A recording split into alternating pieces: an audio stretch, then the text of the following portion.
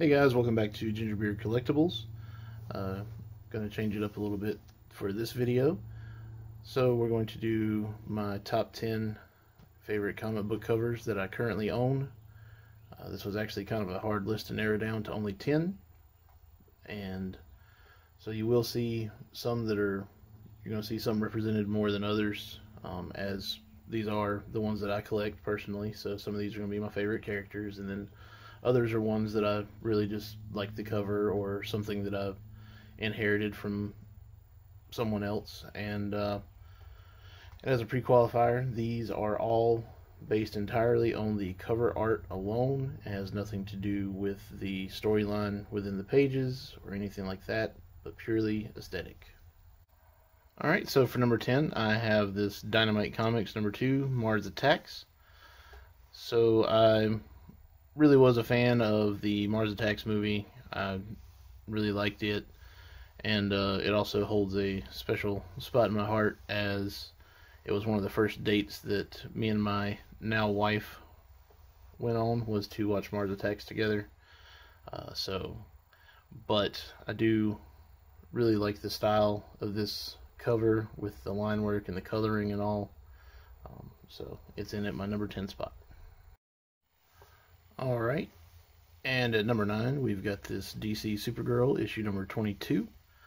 Now I'm not a huge fan of any of the Super Family, I guess you would call them, but I do really like this cover. It is one of the ones that I inherited from someone else, but the colors and the action pose and everything on this cover just really stands out to me, and I do really enjoy this cover.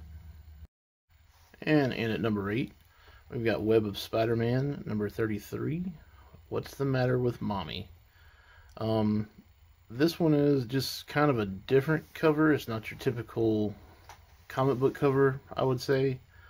It's definitely dark, and when I first saw it, I just instantly picked it up.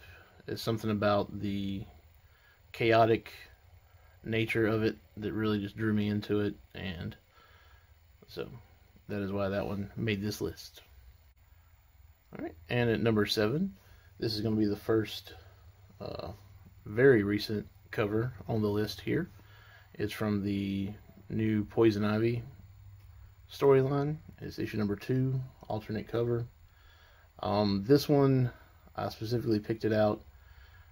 I've always really liked Poison Ivy. I guess you could say I'm a sucker for a redhead, but I think this cover truly just shows the beauty along with the darkness of Poison Ivy. All the flowers, the flowing hair, everything about it. I just really enjoyed this one. And at number 6, we have Catwoman number 45. This is another new cover. I actually just recently picked this one up about a week ago. The thing that really drew me into this one and caught my attention are those glowing neon signs in the background.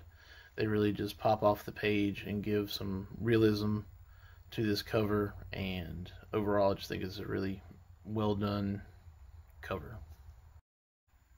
And at number 5, we have Carnage Black, White, and Blood, issue number 2. This cover, the contrast between the black, red, and white really just stood out to me.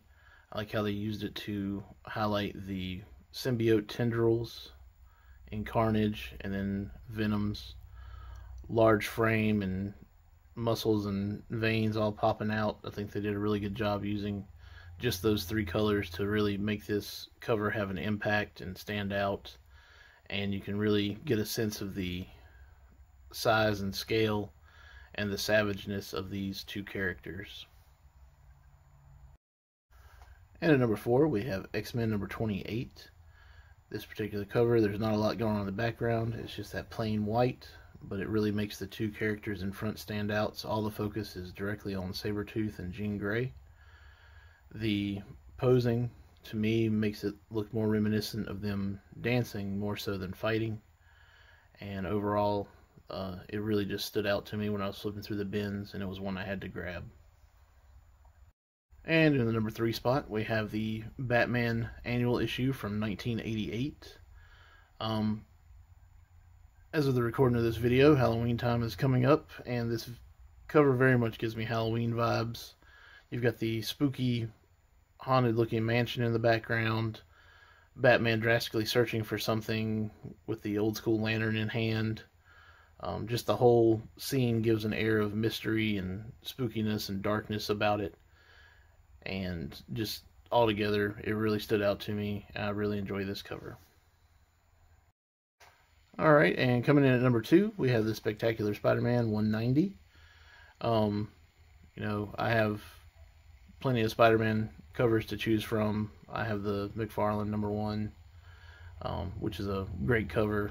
So it was hard to narrow down my Spider-Man because he's probably my favorite. But this one in particular, even though it's not one of his most dynamic poses or anything like that, it just has a certain vibe or mood about it. Like you kind of get a goofy looking grimace from Rhino in the background there, and just overall the way it was drawn and just the whole composition, it's something about it that really just sticks out in my mind, and I genuinely just really like this cover. And finally, my number 1 would have to be this issue of Swamp Thing number 92.